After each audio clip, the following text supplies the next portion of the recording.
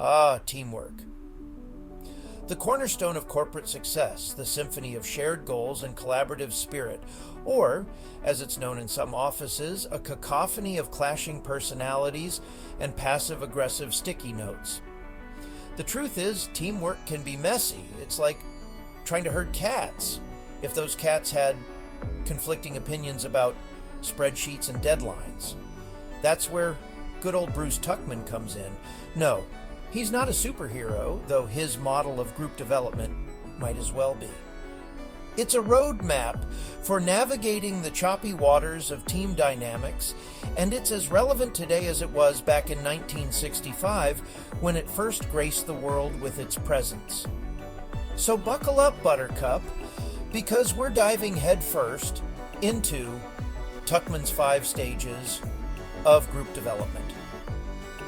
Think of it as a crash course in not completely losing your mind when working with others. You're welcome. Imagine a brand new tech startup, bright-eyed, bushy-tailed, and fueled by enough caffeine to power a small city. They've just assembled their crack team for a new project. Everyone's gathered around the foosball table, awkwardly sipping kombucha and trying to remember names. This, my friends, is the forming stage. It's the initial sniffing butts phase of teamwork, where everyone's on their best behavior, desperately trying to figure out the pecking order without seeming too eager. There's a lot of politeness, a healthy dose of confusion, and a palpable undercurrent of, please don't let me be the one who accidentally CCs the entire company on an email about my cat. This stage is all about establishing roles, understanding the project goals, or at least pretending to, and avoiding any major faux pas. It's like the first day of school, except instead of wondering if your classmates will think your Trapper Keeper is cool, you're wondering if they'll judge your choice of project management software. Everyone is trying to make a good impression, sharing laughs and bonding over small jokes. The goal is to create a sense of camaraderie and establish a foundation for future collaboration. People share their backgrounds, hoping to find common ground and build trust. It's a delicate dance of getting to know each other while trying to showcase your skills and enthusiasm. Small wins are celebrated, and every little success is a step towards building a cohesive team. Remember that initial honeymoon phase of polite smiles and non-committal nods? Yeah, that's over. The forming stage is officially donezo, and the storming stage has arrived like an uninvited guest who refuses to leave. Our intrepid tech startup team, once a beacon of harmonious co-working, has discovered the joys of conflicting opinions. Suddenly, that kombucha doesn't seem so appealing when someone suggests scrapping your brilliant design idea. The project manager, once a beacon of organization, is now the target of passive-aggressive emails about missed deadlines. This stage is where personalities clash, ideas are challenged, sometimes with the subtlety of a toddler throwing a tantrum. And the group dynamic feels about as stable as a Jenga tower built by a caffeinated squirrel. Think of it as the terrible twos of teamwork, except instead of throwing Cheerios, people might be throwing shade, and possibly staplers if things get really heated. After the storm comes the calm, or at least a slightly less chaotic version of the storm. The papers are still flying, but now they land in somewhat organized piles.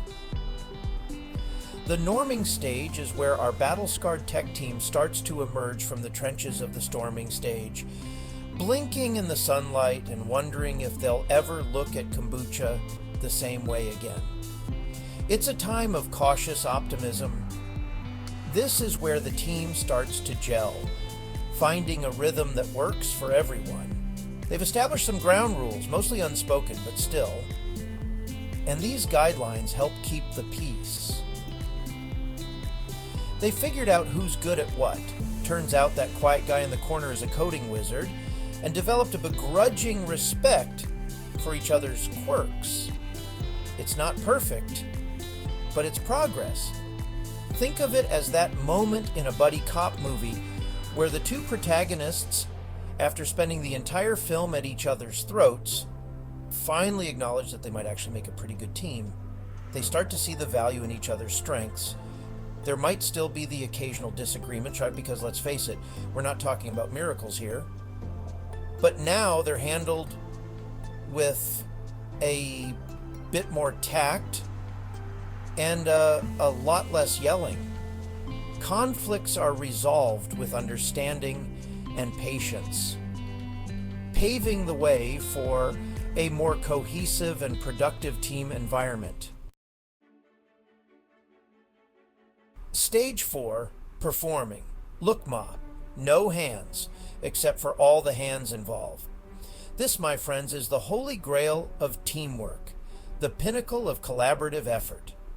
The stage where all that storming and norming finally pays off, where the hard work and perseverance come to fruition. Our tech startup team, now a well-oiled machine of productivity, is firing on all cylinders, achieving milestones with remarkable efficiency.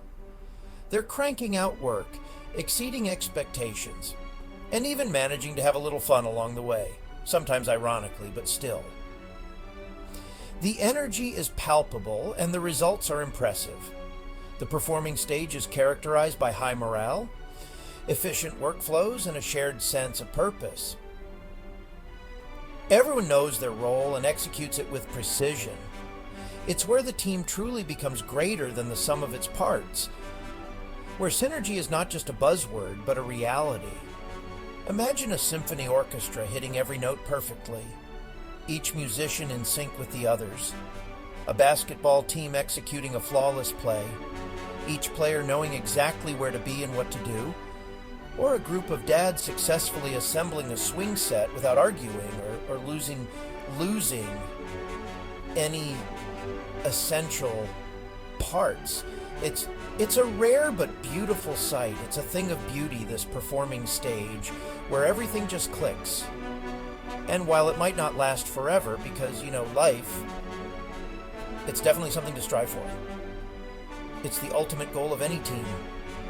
A testament to what can be achieved when everyone works together seamlessly. Stage 5, adjourning. Parting is such sweet sorrow, especially when we nailed that project. All good things must come to an end, and so it is with our tech startup team. The project is complete, the champagne has been popped, or sparkling water, depending on the office vibe, and it's time for everyone to move on to their next challenge. The adjourning stage, also known as the mourning stage, because let's be real, it can be a little bittersweet, is where the team disbands. There might be hugs, there might be tears, there might even be a heartfelt rendition of "We Are the Champions." Again, depending on the office vibe. This stage is all about recognizing and celebrating the team's accomplishments, acknowledging the contributions of each member, and saying goodbye. Or at least see you later, because let's be honest, they'll probably run into each other again at the coffee machine.